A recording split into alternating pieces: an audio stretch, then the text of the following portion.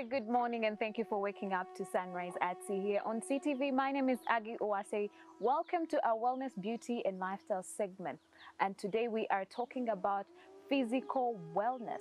And joining me at the center of this conversation is the Most Venerable Budhist Buddharakkhita, who is the founder and abbot of Uganda Buddhist Center in Entebbe. Good morning, Venerable. Good morning, Agnes. Yes, thank you so much for joining us on Sunrise this morning. You're welcome. Thank you for... Okay, today we are tapping into physical well-being, and I would like to know from you, as a Buddhist monk and the first one ever in this country, how do you view physical wellness or well-being in the Buddhist perspective?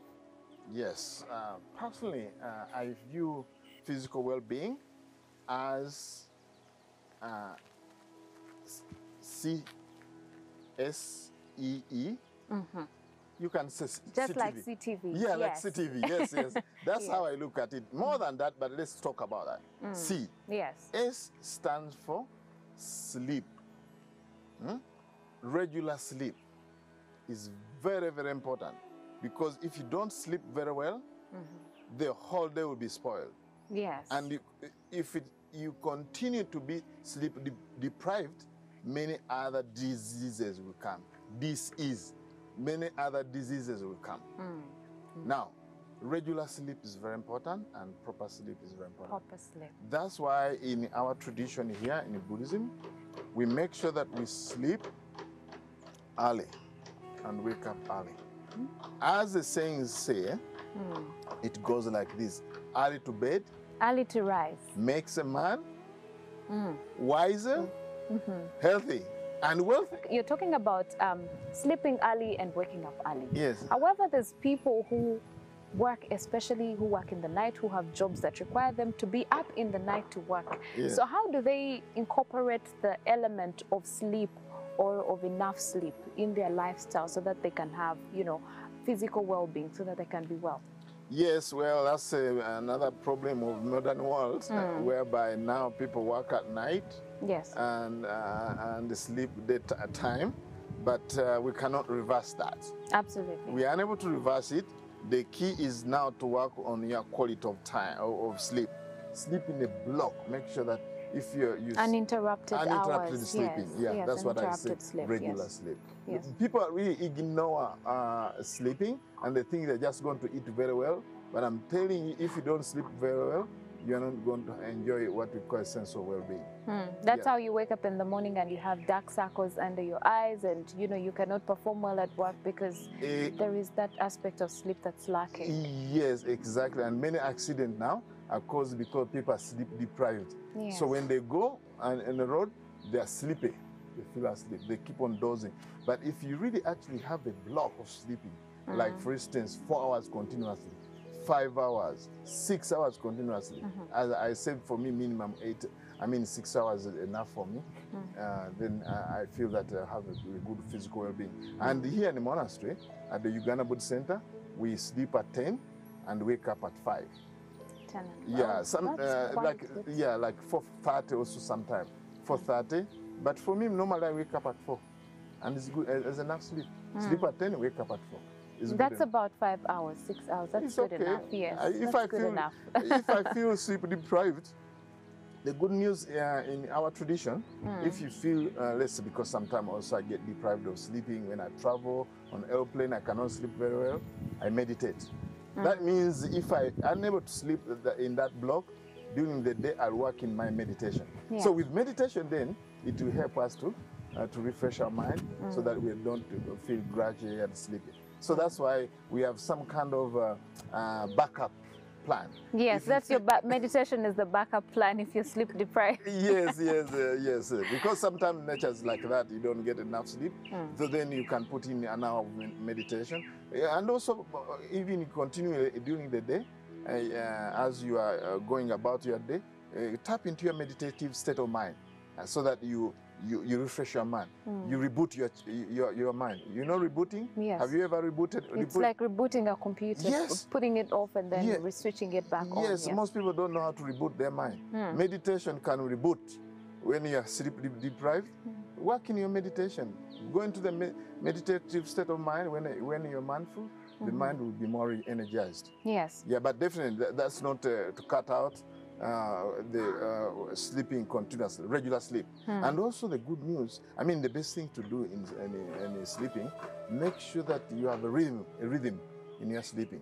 If you decide that you're going to sleep at 10, let it be 10. Yeah, let it be 10 continuously. But the problem here in Kampala, you have traffic jam. Even if you determine to sleep at 10, you go home by probably 9 p.m. and you have other probably house chores to do before you go to bed. Yes, but still, even with that, it's always good to establish your sleeping trends so that you don't go beyond maybe 11. Definitely not beyond midnight. If you are not working at night, make sure that you establish regular time of sleeping. We have now tapped into the S bit of it, and that is sleep. So let's go on to exercise. Yes. Yes, let's talk about exercise, how it's good for our physical well-being, how people can incorporate it in their daily lives, even those who seem to be very busy. You know, people talk about, I'm very busy to do exercise. How is it important for someone's life? Well, exercise is very, very important for one's life because the body has, you know, the body is 75%. They say 75% water. Yes. So now, if that water is stagnant in one place, it weighs on you. I'm just putting an analogy. Water in one place, stagnant, it weighs on you. Yes. So you need to move your body. So there's a circulation of blood. So for me, exercise is very, very important. Whether it's you take a brisk walk, whether you go to the gym, but gyms are maybe they're very expensive. But you walk. Walk is one of the best exercise. You know, in olden days, we in Africa in general, we used to do a lot of exercise without walking.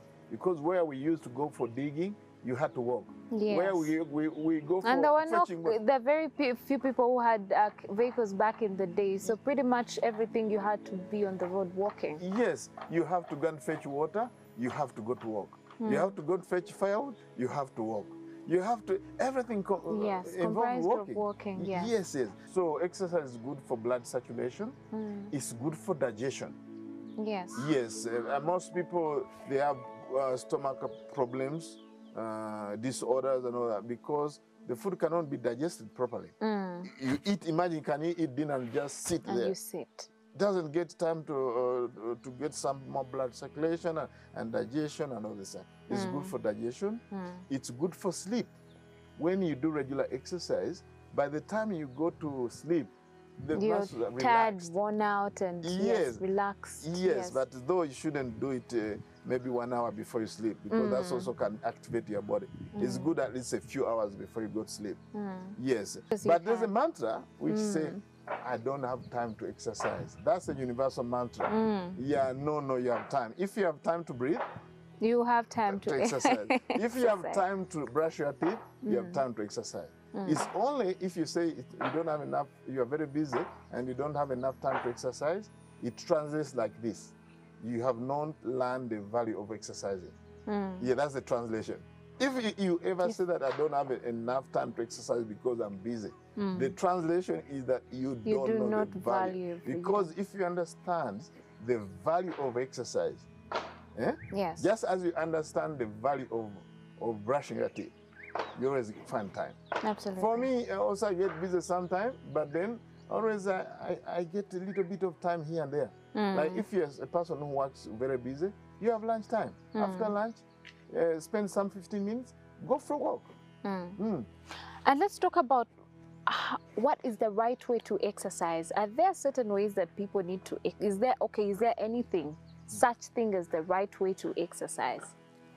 I won't say there is a specific right way, but I would say there's a skillful way.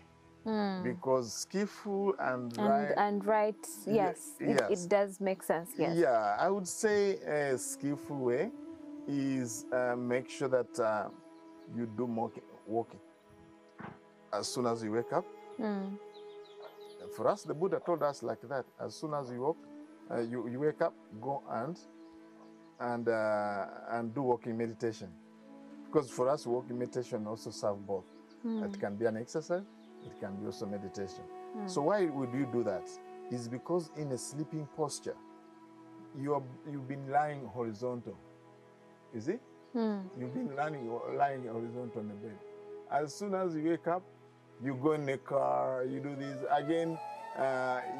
You're basically seated. There is no movement at all. Yeah, no movement. So it makes sense to do exercise. Once you take some hot water or water, and then because at night you don't take water, so you need to take a lot of water. As soon as you wake up, from here I take hot water, and after that I'll go for walking, because this helps me to now saturate the blood very, very well. Yes. And also another thing that I wouldn't exercise as soon as I finish eating. Why?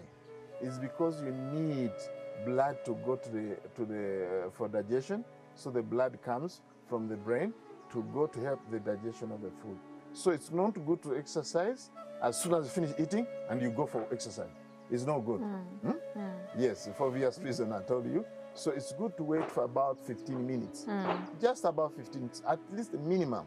And then after that, you can go exercise. I will highlight those points where exercise is not, I wouldn't recommend it. Yes. I'm not a physician, but I wouldn't recommend to do exercise immediately after eating.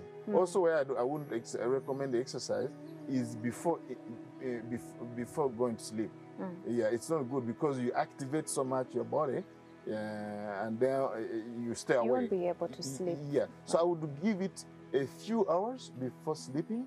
Then that will be very good for you, because the body will be feel relaxed, and also you're sweating, you go on, you take shower, and then you go to sleep like that. Yes. So that's what I would distinguish a skillful way of exercising as opposed to unskillful way. Exactly, and there you have it. But we'll be continuing this conversation next time, and we are still tapping into the aspect of C, and that is sleeping, eating, and exercising as well. We'll be continuing this conversation next time. Keep watching Sunrise at Sea and don't blink.